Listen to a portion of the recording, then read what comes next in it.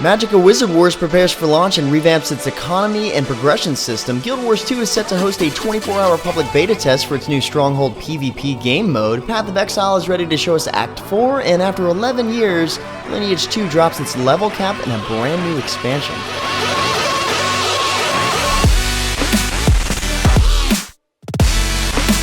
What's happening, guys? James Blonde here with MMOHuts.com with a quick weekly recap for MMO news and announcements of the week ending April 13th, 2015. And the reason I started out with this really well done Audi commercial is because Zombies, Monsters, Robots is just about to release their Game of Drones update. See what they did there?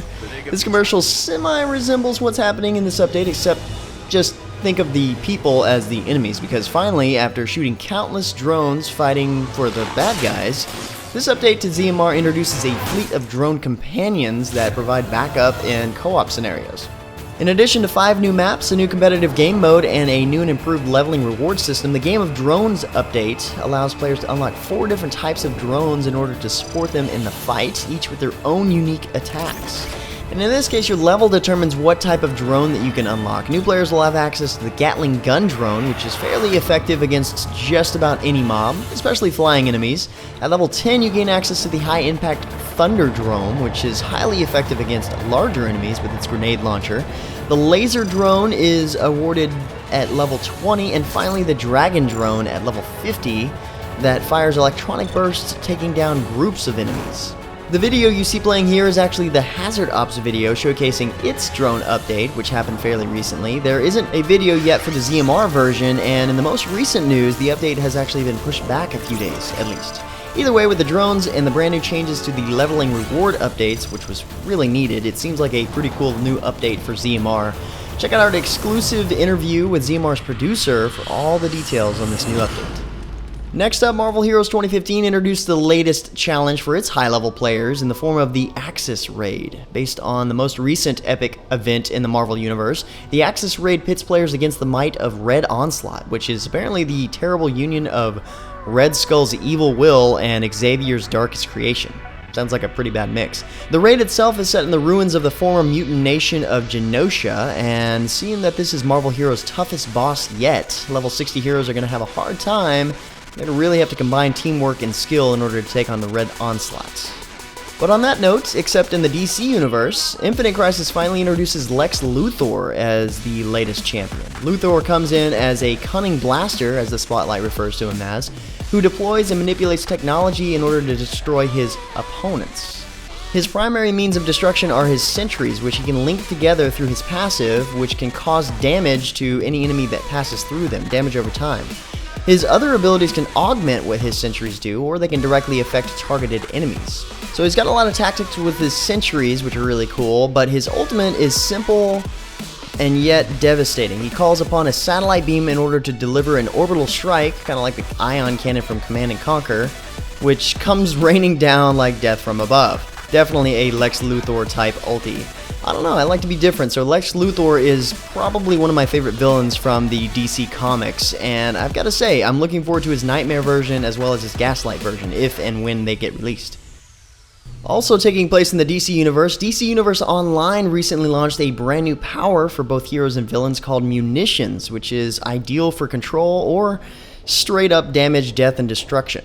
Taking inspiration from DC Comics characters Sergeant Rock, Jason Todd, Detonator, and a few others, Munitions brings a new over-the-top run-and-gun style of gameplay to characters and is the 13th power set introduced into the game.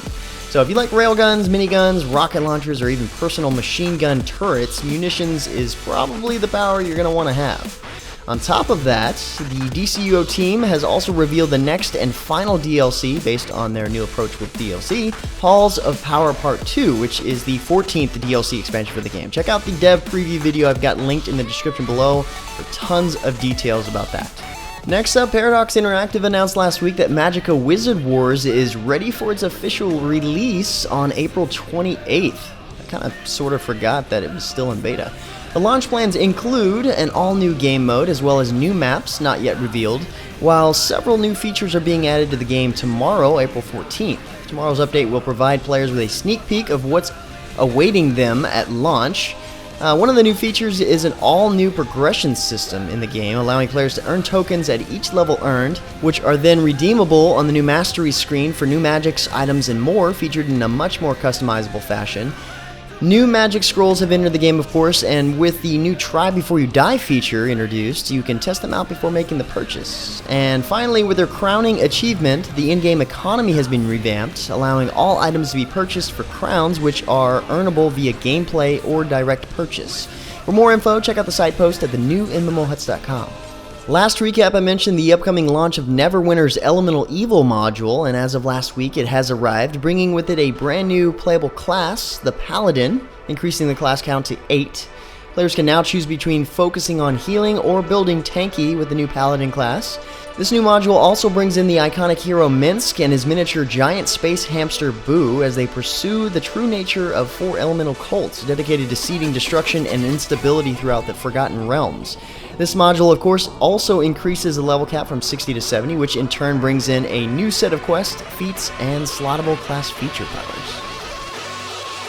Also last week, NCSoft and ArenaNet announced the brand new PvP game mode coming to Guild Wars 2 Heart of Thorns expansion will be playable in the live game for all current Guild Wars 2 players in North America and Europe tomorrow, Tuesday the 14th.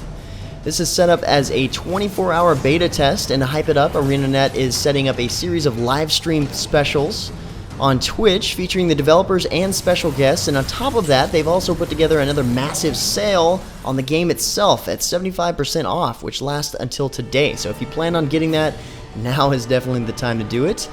During the public beta, Stronghold will be the only mode available to all players in Unranked Arena, while the game's traditional Conquest PvP mode will still be available in Ranked Arena.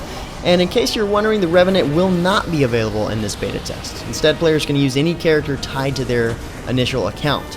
Find out more information at the MMOHuts site post, and if you're seeing this on Monday, today, hurry up and pick up a copy of the game while it's 75% off. Can't really beat that. Even more news from NCSoft last week. A release date for Infinite Odyssey, the next content expansion for Lineage II, has been announced. Infinite Odyssey will launch as part of Lineage II's 11th anniversary, and with it, they've decided to remove the level cap completely. Now players will be able to achieve level 100 and beyond, taking PvP to a whole new dimension. Along with this, new skills have shown up for players to learn and master. 2 new zones are included in this expansion, designed to test even the most seasoned veterans. And if that isn't enough, the new raid boss Kelbim will be one of the greatest challenges players have ever faced. This new Infinite Odyssey expansion will be available to players on April 22nd. Another character spotlight hit the news this past week for Cabal 2, this time featuring the Leather Wearers, the Force Archer and the Force Blader. The Force Archer is a long-range DPS class that has a high attack speed with great kiting potential that mixes magical and physical damage to kill enemies at a safe distance.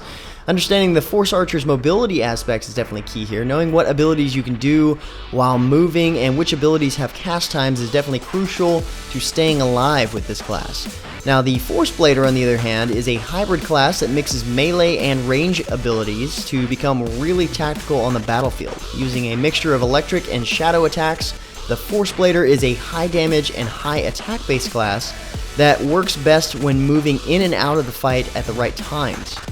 And some of their abilities consist of self buffs that will increase the stats of their other abilities. It's a fairly detailed class introduction series so far. So for more info on the Leather Wearers in Cabal 2, check out the entire class spotlight video at thenewMMOHuts.com. On a somewhat similar note, Echo of Soul released a class overview last week for the Warrior, who can choose to specialize in melee damage or defense through the Berserker or the Protector. Gotta admit, the Berserker's combat looks pretty fun, being able to leap in with that massive sword like that. Looks like a fun soloing class. Now, the cool thing is that the Protector, on the other hand, seems to fight in a similar fashion, only able to soak up the damage instead of dealing it entirely. I'd say these might be my favorite 2 showcased so far for Echo of Soul. But finally, for our last bit of news, Path of Exile showed off its epic upcoming Awakening expansion, featuring Act 4, over 70 new unique items, major changes to the passive tree, including socketable nodes, and of course new skill gems and support skill gems, among a lot of other things. With this new update, you can socket jewels directly into the passive tree to change the way the entire tree works for you, or at least a region of that. For example, if you want to make all the major melee and melee weapon based nodes in a specific radius convert to do damage specific to bows, you'll need Lionized Fall, a new gem that you can find, craft, or trade. Some of the new skill gems include elemental golems that respond more tactically to enemy mobs and can be slotted with abilities, so that way you can fine-tune them a little bit more to your liking. This is way more than your typical content update, that's for sure, so if you haven't already, check out my What's New preview to get as many details as we know right now. Otherwise, you can sign up for the closed beta at their official website, which starts on April 20th. But anyway, guys, that's about all the major MMO news and announcements for this week. Like always, if you're looking for more information regarding the news featured in the recap, check for the links in the description below. Otherwise, head over to the new MMOHuts.com for even more MMO news. Feel free to discuss the news in the comments below, or head over to MMOHuts.com/forum. But until next time, guys, that's going to be it for me. I'm James Blonde. See you out there, gamers.